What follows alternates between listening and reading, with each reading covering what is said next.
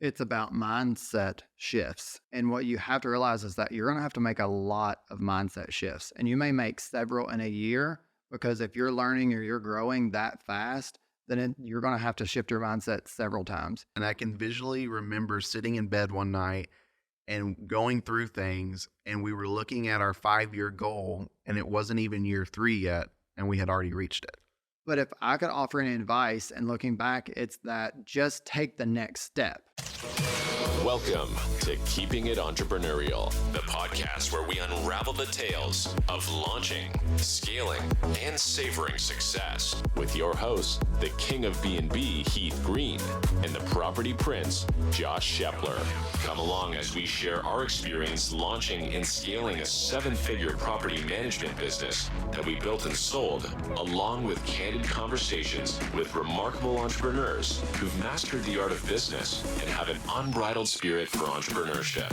Get ready to ignite your entrepreneurial soul and fuel your passion. This is where we celebrate the hustle, innovation, sacrifice, and struggle of building a life worth living. This is Keeping It Entrepreneurial. Hey guys, thanks for tuning in. Welcome to Keeping It Entrepreneurial, the podcast and show. I'm Josh Shepler, and on this episode, Heath and I jump into our story, learn a little bit more about us and why we're launching this podcast and show. We truly hope you enjoyed the show. Why am I here recording a podcast with you guys? I feel like this has been a long time coming. Kind of can't believe it's actually happening. So, I mean, where do we even begin? I mean, I think that one of the biggest things too for us was we've just seen so many people that have become thought leaders, or we live in a world where it's so tangible for anybody to kind of do anything. And we felt there was a missing value in people that have like eat, breathed, and slept entrepreneurship, and shared an authentic story rather than the beginning parts of their story. And wanted to share that with everyone, but then also be able to bring on some guests that we look up to, and interview them and their journeys within their own business. So I think that's part of the reason we've started this. Yeah, and it's super surreal because I literally goal planning a couple of days ago, pulled up my phone and was like, okay, let me go back and see what I was planning on a couple of years ago. This podcast was on there December 4th, 2018. And you know what? Like every single year it made it on my goal list. And like when I was thinking about this the other day and actually filming it, it never felt right.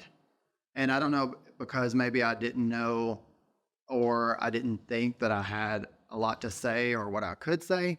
But we're ready. Like, I think people need to know like everything that goes on behind the scenes, rather just what they see on these Instagram reels, which we're shooting today. But there's just so much more than like what people know that we have to share. And especially like getting to see other people who have done the same thing and built much bigger businesses is going to be so intriguing, just to share that journey with everybody. Yeah. And part of the chapter in our life that we're in right now too is, we've gotten back to like, what is our why in life? And like for me, for example, is to help people find their true potential and change the trajectory of their life. And I think Josh has a very similar why to him as well. And he's very much a teacher, very much someone who's wanting to change someone's lives for the better. And that's this new medium that we're going to tap into, to be able to do those and connect it full circle to who we are at the core. Yeah. And two, I think, when I started this business, which was a little bit earlier than before Heath joined and before I drug him over to the dark side, there wasn't a space for things like this and podcasts, and like you just did not hear a lot of it. So I think creating a space for people to see really what goes on behind the scenes so they don't feel alone, because I know like on the come up, and I feel like we're still on the come up, but from where we're at, like this is a place where people can feel a sense of community. I really want to build that around it and add value and give like actionable items, not just opinions, but things that we have specifically done, so then it can contribute to their lives and then they can be inspired. Because there's so many inspiring stories, and Heath and I have had the ability to meet so many people who have launched and built incredible businesses that either they still run and own or they've sold. And then just so many of our peers that we've surrounded ourselves, including yourself, like watching people around us build businesses and what they go through, I think it's time for us to share not just our story, but other stories that have had similar experiences because they're so worth sharing. Yeah, and proximity is power. And I think, with this medium, you can kind of take that proximity and spread it to the masses in a different way. But I mean, I guess should we start like what even business do we have? And where did you begin before you drug me into this dark side for the people that might not really know us? Oh yeah. Okay. So if you want to go real far back and All the way back. We got Take me plenty time of to birth. yeah, so how long do we have? No, I had always wanted to get into real estate my whole entire life. And I remember even at 7 years old, this is no joke, like I would have my mom take me, and Heath knows this about me, take me to open houses as a little 7-year-old. And myself now would kill somebody if they did this and wasted my time. But I would say, Mom, please call your realtor friend. I won't say her name, and make me and take me to like her open house or like go tour the house. And she's like, well, we're not buying that house. And I'm like, I know, but I just want to go see it. So we would go see it. I would then, instead of going to buy comic books or whatever kids buy, then I would buy house plan books and I would study home plans. So like I knew it would be part of my journey. I just didn't know like where it would fit. Um, Fast forward going to UK and thinking I was going to be a doctor and not literally knowing anything about biology and basically sleeping in class. And the funny thing is, just sorry to interrupt, but both of us went to the University of Kentucky at separate times, both going to be a doctor. So continue. Yeah, clearly we did not excel at that. So, in my path, crossed with a real estate agent when I was working in retail at Express. Shout out to Express. And it really intrigued me. And I thought, you know what? Like, I need to go see about this real estate class because this is really what you want to do. But I come from a small town, and in small towns, real estate agents aren't known as career people. Or at that time, let me just say, they weren't known as people who had careers. It was just something you fell into, or only select people were able to do it. And one person either dominated the market, so there was no space for anybody else. So it wasn't something that I was encouraged to do. And so I just kind of kept it all in the back of my mind. Fast forward, getting my real estate license. I was told when I was taking my training that the first $5,000 that I make, I would want to quit school. And I'm like, there's no way. Like, it happened. And it started with me saying that I was going to take a semester off and then never went back. And for the longest time, to be honest, I carried that with me as probably regret, and took up so much space of wanting to go back. And I think I've talked to Heath about that for so long, is that I felt like my success or my credibility was tied to a credential, and having to go back to school and not doing that. And talking about this and not going off on a tangent, but recognizing like those are anchors in your life. And that is energy that if you can let go of those things, you can make space for so much more. But I eventually, I think, let that go, that I was a college dropout. But it led me to real estate. I quickly got into property management, as I would say 6 months after I was introduced to Ed Maggard, who was a titan in the community, who had a big property management company, and his son ran their company. Yeah. And then from there, I discovered that So how many years were you with Ed at Maggard Property Management? I was with Ed for almost 8 years. And you kind of built their company too. So, they were a very prominent figure in the community, but you took them from point A to almost point Z. I mean, you kind of helped catapult their business in several different ways. Yeah. And at the beginning, Ed was very hands off. And that was very new to me because I was 20 years old and I just expected to be led because I knew nothing about leadership. And what I didn't know and what I found out when I left the business is that his inability to lead me, or lack of leading me, led me to lead myself during that time. So I learned so much. about who I was, how I could develop a business. And essentially, I grew his business and learned how to run a business through his business. And so that was training and education in itself for me. That was hands-on that I did not even appreciate at the moment, because I think we get caught up. Literally, I think I made $9 an hour when I started and did not make a ton when I left. But you have to see value in other things besides money. And I think now so many people think that they just need to make $100,000 their first year. And if they don't, then they're like, well, this isn't worth it. Looking back, like I would pay or accept $8 an hour to learn those skills every day, all day, like 100%. forever, if I could learn that. What were like, do you have any memorable skills that stand out to you that were like, I'm really glad I learned that? How to deal with people, how to develop systems. His business, and this is no knock against him at all, had no systems. And then I watched other team members inside the organization get treated a certain way because they would drop the ball on things. So then I recognized that I needed to step into that gap and fill that and create a system so that they didn't mess up. Because it is one of your unique abilities. I mean, you can look at any situation and completely analyze the situation and develop a system where most people kind of get in the weeds and kind of pull back, and they're like, they continue the same habits. So, I mean, it's definitely something that you're very strong at. Yeah. What skill would you say you took from Express into property management? Oh, from Express? Yeah. Oh, okay. We're going back there. Customer service skills from Express, because that is back in the retail days when retail was king, and you had to greet people when they walked in. You had to create an experience. You had to make sure the sales floor was swept. There could be no dust bunnies. Everything, the presentation was perfect, and offering the service and making sure everybody was treated kindly. I think probably the biggest skill was customer service. And, adding on to that. But I think growing that property management company taught me so much, which then at the end, I had planned kind of my exit at the end and said, okay, I'm going to start a business. I didn't know what business I was going to start. And I honestly had no idea it could be property management. That'd be my next path. So I researched, and I still have this binder at my desk today. It says Book of Ideas, and it said how to start a business.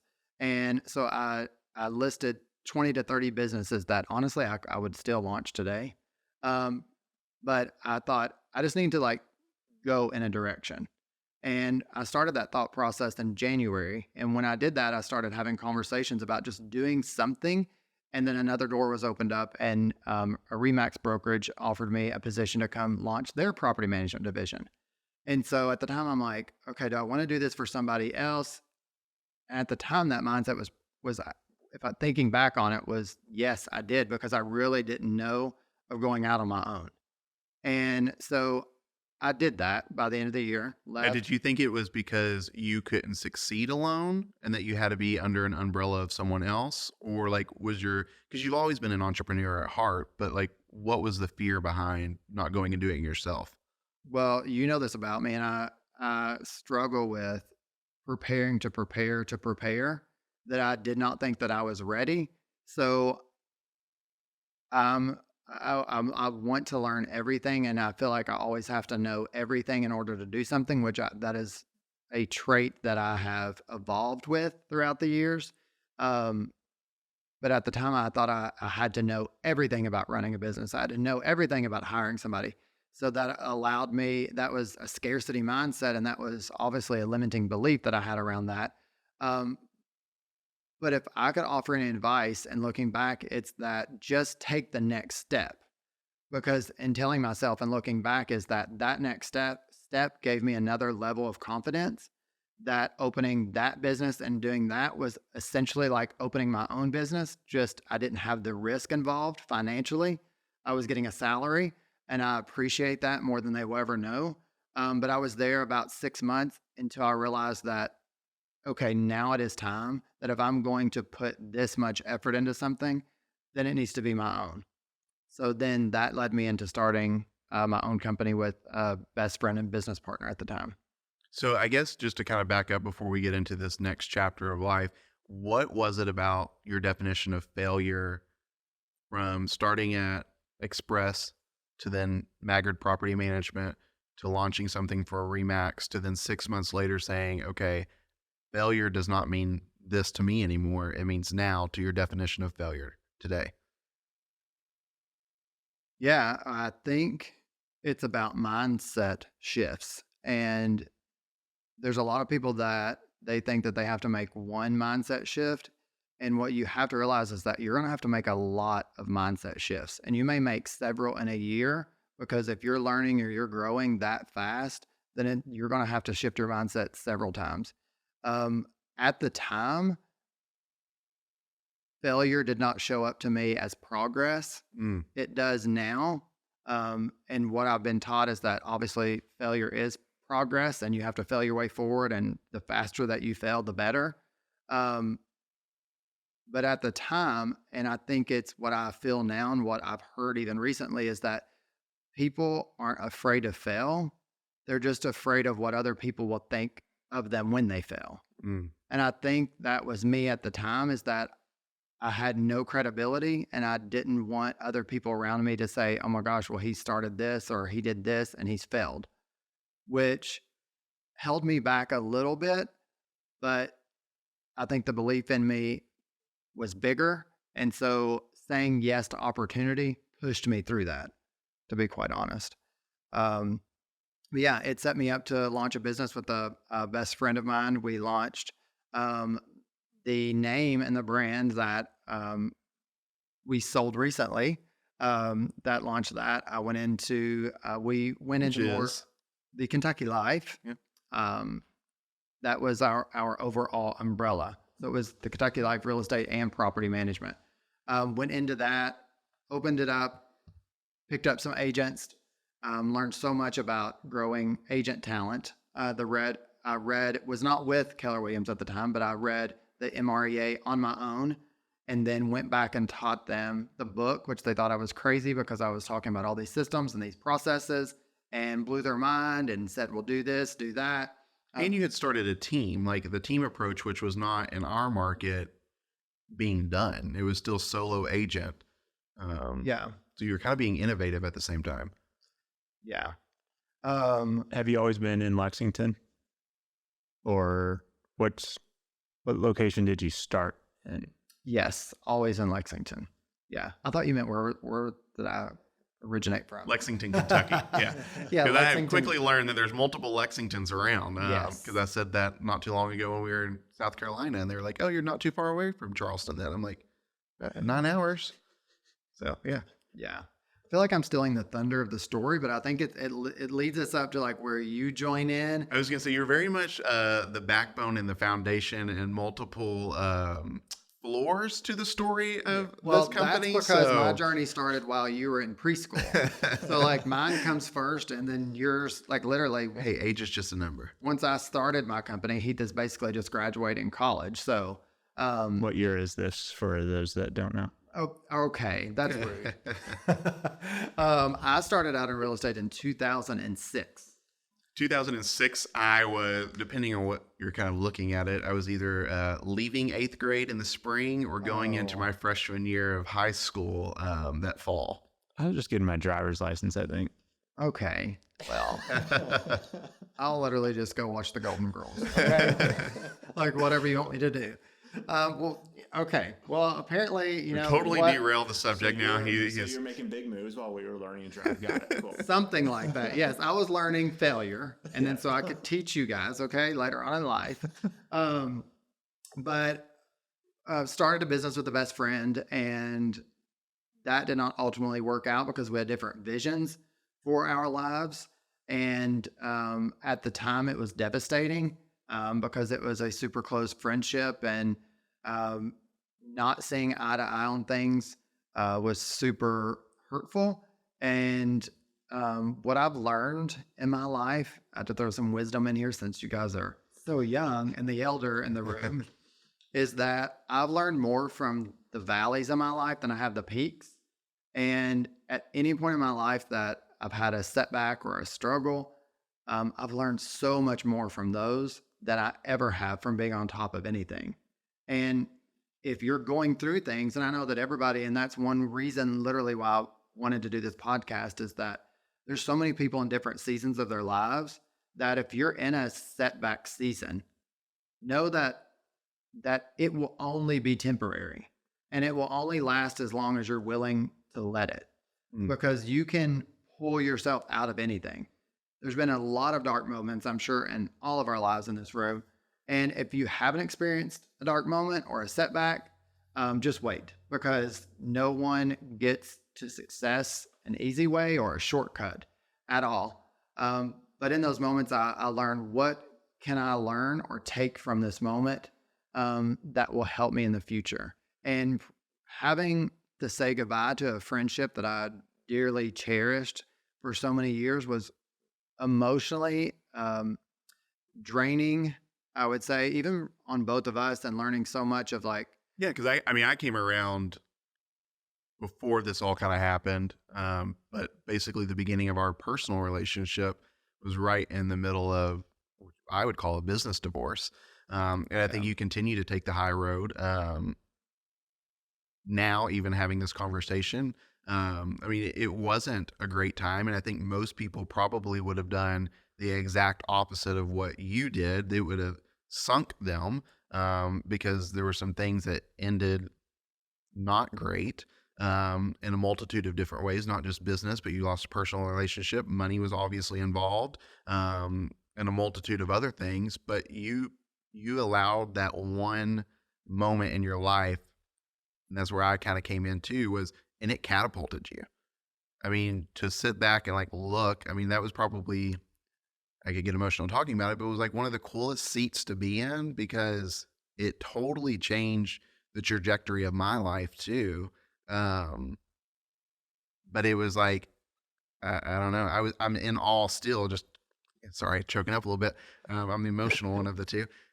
Just talking about I it, hope you're getting because this on film. Because I'm like trying not to look at the camera. I say he's a crier all the time and he gets mad, but I am. Yeah. But it was something that was like, oh my gosh, I can't believe this is happening to someone that I'm wanting to grow into more of a relationship with and that I care about. But like, to watch you go through that and to fuel you and to like launch something that like you believed in wholeheartedly. And we had this conversation the other day, was, when you focus on your goals and that's the only lane you're going through, no matter what comes in your roadway, like it's only a roadblock. It doesn't stop you. Yeah. It just halts you for a second, and you stop, you reflect, and you continue to move on, if that's truly what you're going for. Yeah. Well, yeah. And I truly believe, like, in life, you're either going to be running away from something or running towards something. And I think at that point, I made the decision that I'm going to be running towards something.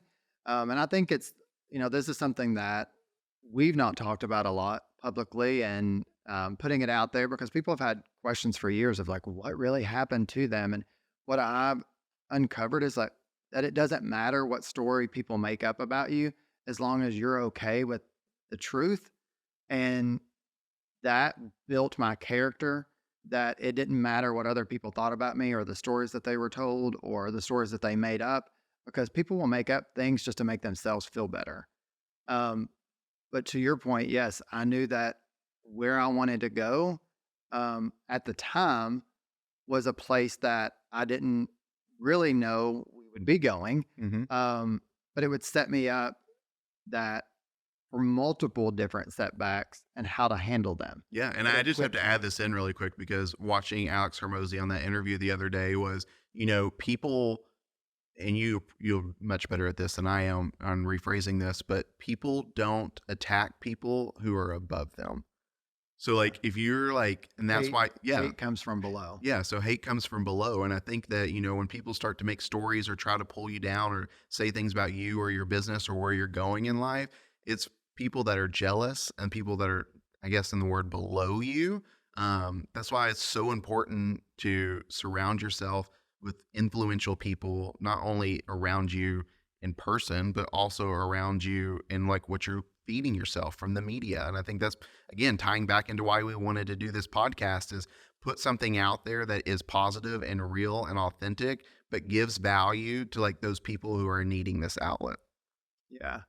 And like my wise best friend, Rachel Blandford, told me during that very difficult time and a different setback in my life, you can't control what people do to you, but you can control how you react to it. And And you could teach a whole class on that, because like sometimes I'm like, just give them what they want, but you don't.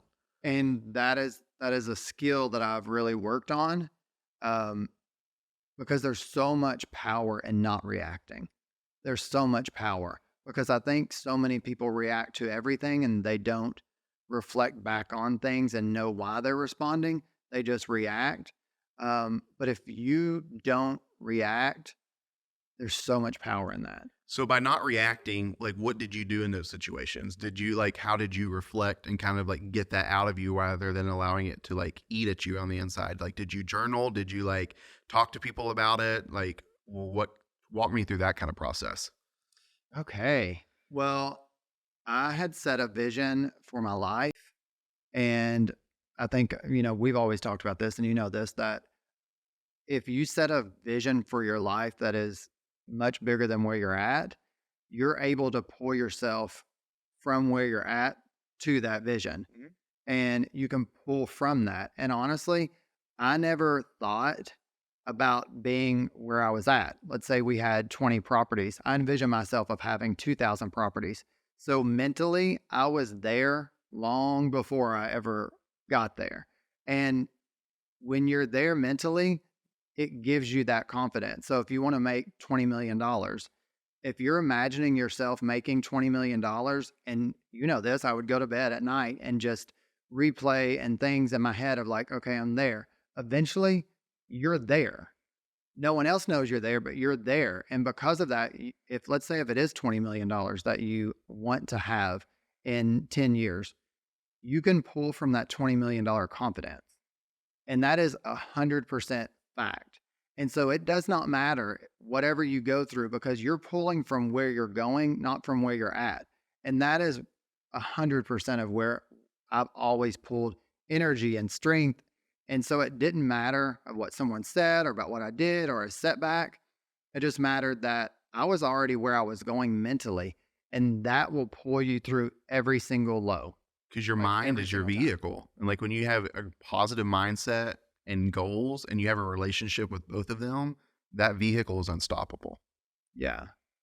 And like I think it's just reshaping failure, like reshaping like how you view failure. So do you believe failure is what most people define as failure, as like actually truly failing? Or do you believe it's like a door that closes to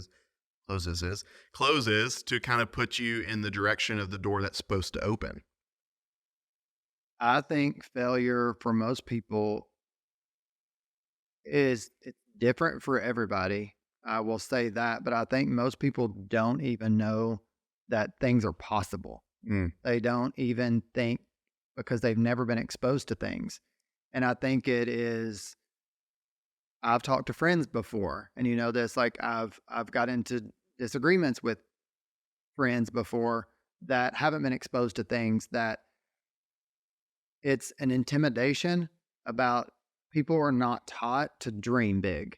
And when they're not, it scares them. And then so they go into defensive mode of, oh, well, I don't need that. I don't need so much money. And I was taught even growing up and people around me that money was great, but oh, you don't need all that money. And so growing up, it was more about you don't need that versus what money can do. And we all know in this room that money is good. Money is good for the good it can do.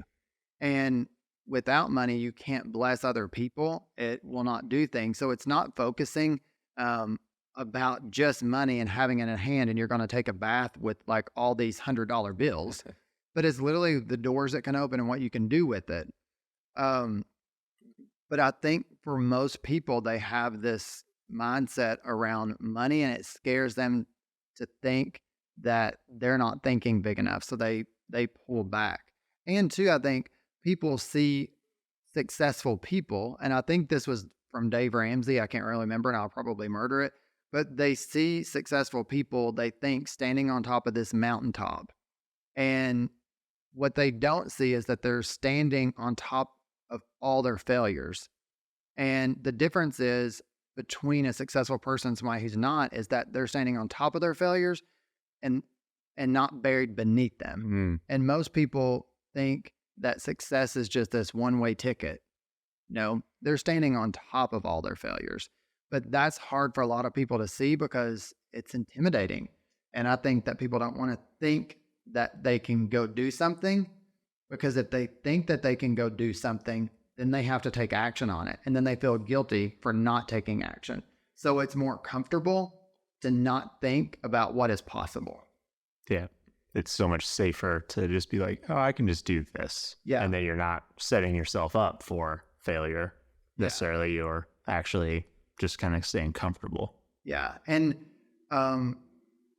people, especially setting goals and reaching for their lives, most people live to avoid risk.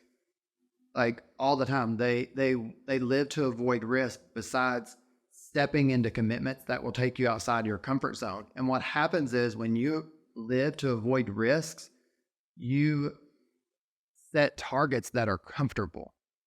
And those are things that you can reach versus setting things that we said we were going to film 100 videos in one day. Setting things that terrify you, and you really don't know if it's possible, but guess what? You're going to shoot for it. No pun intended. But people set these comfortable goals because more than likely they can hit them, but they're avoiding risk. And that's not how you get to live an abundant life. It's by avoiding risk at all. And I think that just segued us into now, like, okay, so you've gone through this, I'm going to say business divorce. You decided to kind of say, you decided to go ahead and say, okay, I'm not going to let this define me. I'm going to continue to build something. You took Kentucky Life and took more of the real estate component out of it. You joined forces with Keller Williams. That's where your license were, and that's where you would sell. But you took Kentucky Life to morph it into property management. Because so many people in the industry, especially where we're from, were like, you're never going to make money in this. You're never going to succeed. Why are you going to do this? And you're like, I'm going to prove them wrong. And you created goals. And I can visually remember sitting there and you working on your 135 and putting these astronomical property numbers next to them, revenue numbers. And as someone that was younger, and had not been exposed to this. Are you gonna let this go on, Tyler? This entrepreneurial world, I was like, I never doubted that you couldn't do it, but it was like, how does he know that he can do this? And now sitting back and being a part of the journey, we crushed those goals, and I can visually remember sitting in bed one night and going through things, and we were looking at our 5-year goal, and it wasn't even year 3 yet, and we had already reached it. And I was like, and that pivotal moment for me was like, holy hell.